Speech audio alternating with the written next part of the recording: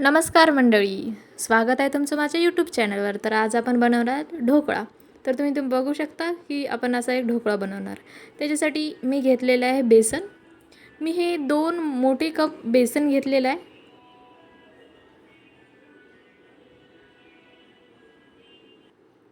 त्या बेसनमध्ये आता मी अर्धा चम्मच हळदी टाकलेला आहे आणि हळदीनंतर त्याच्यात आपण 1 चम्मच मीठ टाकलेलं आहे आणि त्यानंतर आता आपण ज्या प्रमाणात आपल्याला लागते त्या प्रमाणात लाल तिखट टाकून घ्यायचं आहे आपल्या चवीनुसार. आणि मग त्याच्यामध्ये मी हे थोडासा खायचा सोडा टाकला आहे, त्याच्याने आपला ढोकळा खूप छान बनेल. आणि त्याच्यामध्ये आपण पाणी लागते तसं थोडं थोडं, एकदाच खूप जास्त पाणी टाकायचं नाही. आपल्याला जसं लागतं तसं थोडं थोडं, जसं बघा मी थोडं थोडं थोडं थोडं करून पाणी टाकायचं आहे आणि त्याला चांगलं मिक्स करून घ्यायचं आहे. अशा त्याच्यामध्ये कोणते गाठी नाही राहायला पाहिजे. गाठी राहिला तर मग तो आपला ढोकळा चांगला नाही बनणार. त्याच्यासाठी त्याला चांगलं पाणी टाकून मिक्स करून घ्यायचं आहे.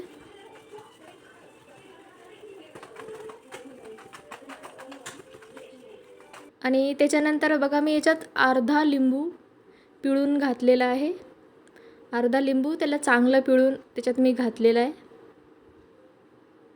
आणि त्यानंतर मी बघा पातेल्यामध्ये गरम पाणी ठेवलेलं आहे आणि एका ज्या पातेल्यात आपल्याला करायचं आहे त्याच्यामध्ये मी तेल लावून घेतलेलं आहे.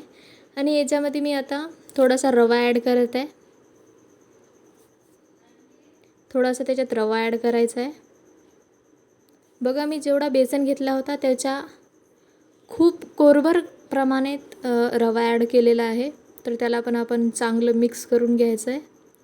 आणि चांगलं मिक्स झालं, तो चांगला सेट झाला का त्याच्यात आपण इनो टाकून घ्याल. तर मग मी 3 in 1 इनो घेतलेला आहे. याच्यामध्ये जिरं पण असतं तर त्याचा पण थोडासा स्वाद येईल. तर या इनो थोडंसं त्याच्यावर पाणी टाकून आपण त्याला चांगलं मिक्स करून घ्यायचं आहे. बघा त्याला आपण चांगलं मिक्स करायचं आणि ज्या पातेल्यात आपल्याला करायचं आहे त्याच्यामध्ये तो सगळा बॅटर टाकून द्यायचा आहे. बघा चांगला त्याच्यात सगळा बॅटर टाकून दिला आणि त्याला टॅप टॅप करायचा आहे, ज्याच्यानं तो तेल सगळीकडे पसरेल. आणि याच्यामध्ये मी थोडीशी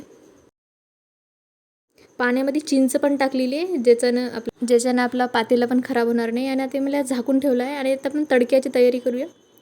तडक्यासाठी मी घेतलेले आहेत 4 हिरव्या मिरच्या. तर त्याला पहिले मधातून आणि नंतर मग साईडने त्याचे बारीक बारीक तुकडे करायचे. तुम्ही बघू शकता त्याच्यासाठी मी कढीपत्ता, राई आणि मोहरी पण घेतलेले आहेत. आणि इकडं आपला ढोकळा पण तयार होत आहे. बघू शकता कसा तो फुगलेला आहे. आणि आपण झाला का त्याच्यासाठी बघायसाठी आपण त्याच्यात चाकू टाकून बघू शकता. जर चाकूला काही लागलं नाही म्हणजे आपला ढोकळा तयार झाला. आणि इकडं बघा त्या ढोकळ्याला आपण चांगले प्रमाणात कापून घ्यायचं आहे. आणि इकडं आपण तडका पण केलेला आहे, त्याच्यामध्ये आपण तेल टाकून त्याच्यामध्ये सगळं टाकून द्यायचं आहे आणि त्याला चांगलं मिक्स होऊ द्यायचं, ज्याच्याने आपल्या कढीपत्ता आणि जी मिरच्या आहेत ते खुशखुशीत झाल्या पाहिजे, कुरकुरीत झाल्या पाहिजे. आणि त्याला आपण आपल्या ढोकळ्यावर टाकून द्यायचं आहे. बघा असं सगळीकडे पसरून चांगल्या पद्धतीने ढोकळ्यावर टाकायचं आहे. आणि